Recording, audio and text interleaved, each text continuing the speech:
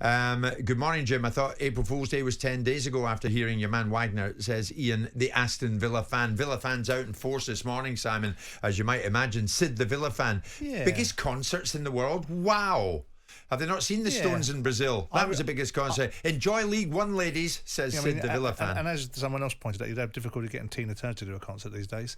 Yes. But I remember looking at Aston Villa's prospectus when they got relegated and what kind of state they were in. So laugh while you have the moment, Aston Villa fans. But about 4 or 5 years ago when you got relegated and I saw your business plan put together by Keith Winers that got him very upset with me because I observed upon how unprofessionally done it was. They were in a not in good nick. So, everyone has their moment. Yeah. Well, Birmingham fans seem to be split at the moment on what life would be like, what the actual moment of relegation from the Championship to League One would feel like. Many are saying, take it in the chin, get back up. It's a long-term project for Wagner and the rest of them. Many are saying, are you kidding? It would be unimaginable. Here's Sean, a Birmingham fan. Sean, good morning. What do you want to say, mate? I'm not, to be honest, if we go 12 months ago, if we'd have gone down, I'd have been in pure panic mode that the club wouldn't survive at all and we'd be game over, much like Bury and places like that. Having spoken to Wagner and seen Wagner in action, a question was asked by one of our podcasts, what happens if worst case scenario happens? And he said, very confidently with his chin and his chest out, saying, nothing changes, it just costs us a bit more money. And Which is what I said. If we go down, then it's horrible. We've got League One football. We don't want to be there, but I'm not as worried as I would have been 12 months ago. I think we'll get back there. And also, as we all know, it's 5 or 6 games. It's a whole season, and the teams simply haven't been good enough. Yeah, well, I mean, you're looking at it from a totally pragmatic point, Sean. That's what you said, Simon, to be fair. Yeah, it is. I mean, I don't think there's any indications. Of course, the timing of what he's saying is ridiculable. Yeah. People are going to ridicule it. They're going to turn around and say, well, the football operation is a disaster. What are you doing talking about having your head in the clouds? Yeah. But they're all part of a business strategy. And as long as they're prepared to bridge the gap, which they will be, then it will be, as I say, it could be one step to take step. But I still think with Row in situ, they've got just enough because the other sides around them are not getting away. Huddersfield didn't get away. They got a 4-1 smashing from Preston midweek. But they've got just enough to get out of the trouble. That's what you're about to say. There were 6 when they sacked Eustace. But fine. Palace had just about enough to get out of trouble, and 2 years later we got promoted. Right. So you can turn these things and you can learn the lessons of adversity, and they will have learned a lot from the decisions that they've made on the football operation this year. Dale, I'm coming to you in a second. There's a message, Simon, from Shane. It's another example of American ownership being too focused on superficial things like glitz and chintzy events rather than the substance of building a proper football club. No, you've got to be able to do both. I mean, you've got to be able to make the right ideal world. Yeah, I mean, ultimately, you've got to generate revenues. Football clubs have got to generate revenues, and that's what they're all trying to do. That's what Tottenham Hotspur have done at the very top of the pyramid, and it will be replicated down.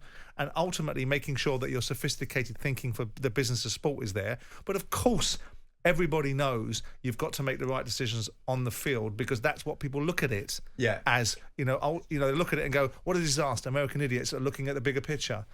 Well, you have to do both. You've got to do both, have you? Of course so in your do. time at Palace, did you lack vision by not talking about big concerts and NFL games? No, because that's precisely what I did do.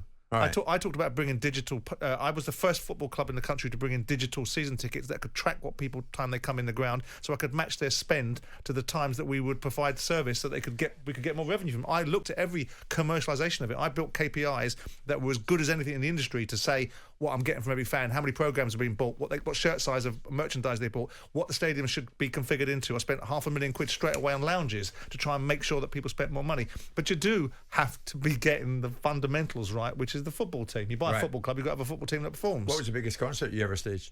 We didn't do any. Oh, you didn't do any? Okay. No. So that went in its face. Dale's a big Birmingham fan. Dale, good morning. What do you want to say about the plight of your football club?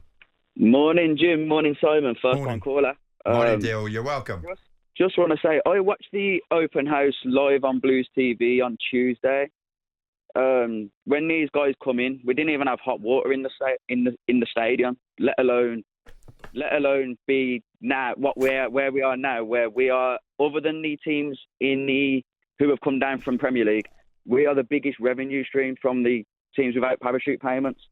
They also projected next season that we were going to be breaking teams with parachute payments. That's absolutely massive for any championship club to be breaking the teams with parachute payments. Sure. So what they've done off the field is immaculate. On the field, it hasn't been great. We get it. Mistakes, obviously.